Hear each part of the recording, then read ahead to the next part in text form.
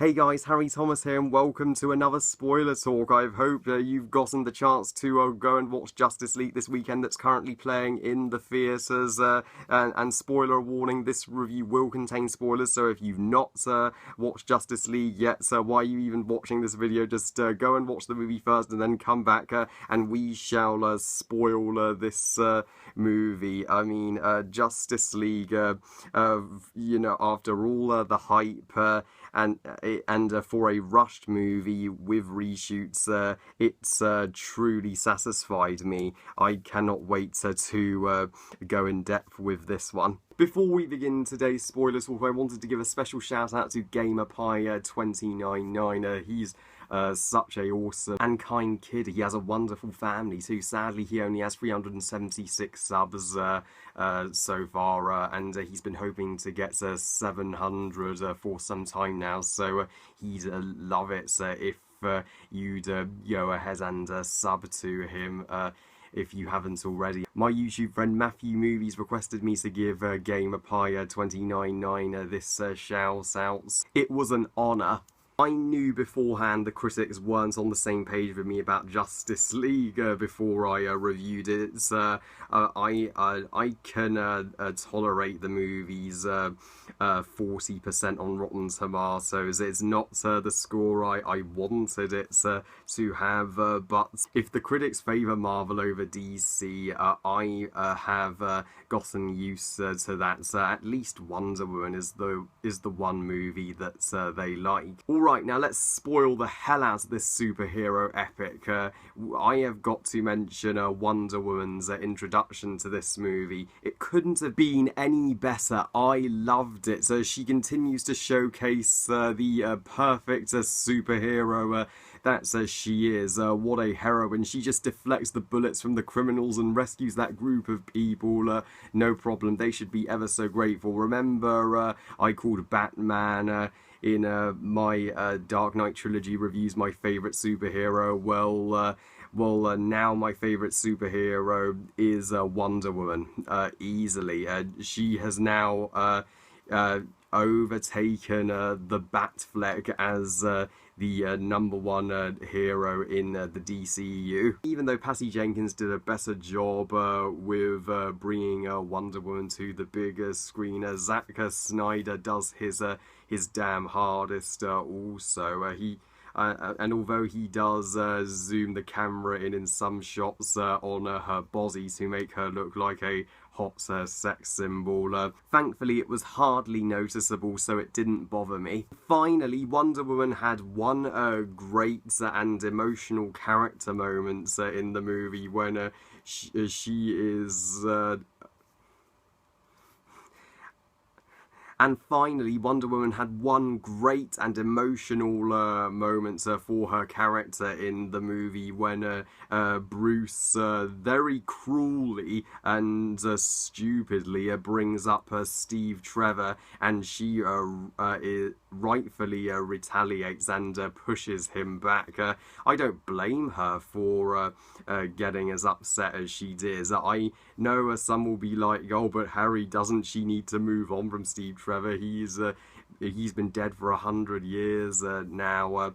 I know she will move on at some point, but it's gonna take time, and that doesn't mean she still doesn't remember the amazing moment she shared with him in Wonder Woman, and just, you know, I felt so bad for her. I just wanted to punch Bruce too. I mean, he should know better than to bring up the one thing that's you know, upsets her the most. And that adds even more weight to Steve's selfless sacrifice in the climax of Wonder Woman. It still stays with her today. That's how much of an emotional impact it really left on her. And I'm so glad in the Justice League that the team don't just have comedic banter. They also fall out.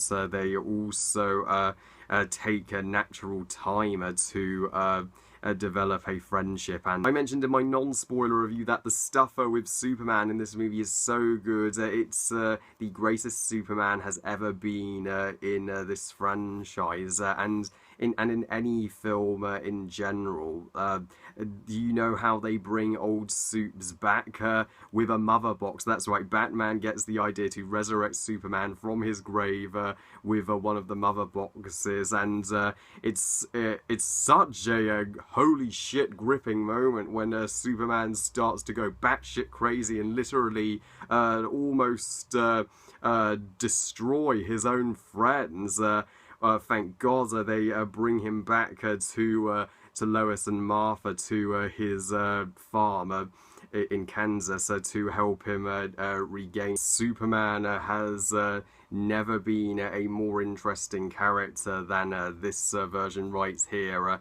Henry Cavill knocks it out of the freaking park. He is top freaking notch this time round, and I felt relieved for Lois and Martha. They have got the one thing in their life that has been sorely missed, and when Superman finally does join the battle in the final act, it's phenomenal. The Martha and Lois scenes where they're supporting each other, as well as Superman coming back and having to relive his life all over again. Justice League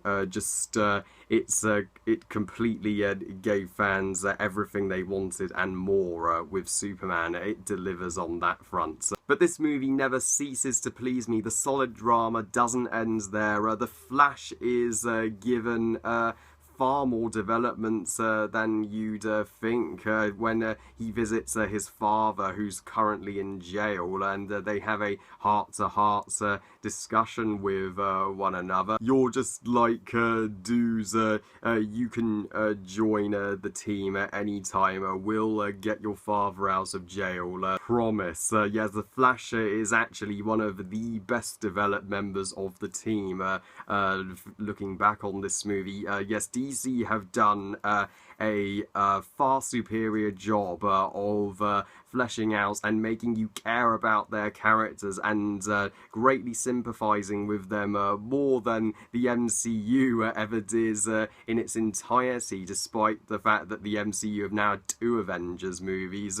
DC makes you care about these characters in just one movie. That's why I'm a DC guy. And I love how Hippolyta was the one to inform Diana that Steppenwolf is coming. That shows her she still cares about her daughter even today. And the final climactic action sequence in the Russian town is the action scene in the movie that you can spoil the most. It was originally shot in black sky when Zack Snyder was shooting it with his CGI. However, when Josh Whedon took over for the reshoots, now it's in red sky to make it more colourful. And they kept focusing on this one family throughout the battle, which to protect them, which is a wonderful thing to add into the script, as that shows that they are heroes, they are protecting humanity, not destroying it. So there's thankfully little to no destruction in this battle.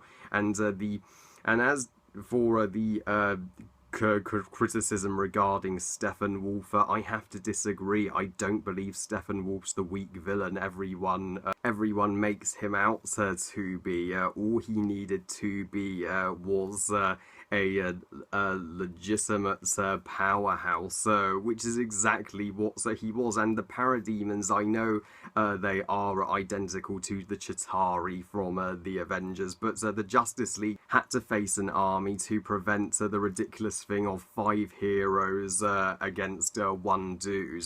Who do you think would win? I especially love Wonder Woman's monumental showdown with Steppenwolf. Steppenwolf looks similar to Ares in his design. He's obviously not as awesome as Ares, but I still felt like Diana was in legit peril whenever she faced him, and rooted for her to just whoop his ass. And she's said in Batman vs Superman she has killed things from other worlds before. She even took on and went toe-to-toe with Ares, God of freaking War himself. Steppenwolf should be no problem. Remember in my non-spoiler review I praised Diana for having the most badass moments in the entire movie. That was one of them. And last but certainly not least, in the post-credit scene, make sure you stay for the credits, ladies and gentlemen, because Jesse Eisenberg's Lex Luthor makes a cameo, and he's still as over the top as always. I actually would love to see him in a Justice League 2 or 3 because he's that much fun to watch. So that's my spoiler talk for Justice League. DC have been on a roll this year. They're on fire at this point, and cheers to Aquaman and The Flash and Wonder Woman 2 and Justice League 1 and 2 still to come. Well, I love you guys. Thank you for watching. I hope you guys enjoyed this spoiler talk. And what was your favourite moment in the movie? Please comment, let me know. Please like this video and subscribe. Please follow me on Twitter and on Google Plus and on Instagram. And I'll see you all next time. And remember, movies are us. Bye, guys.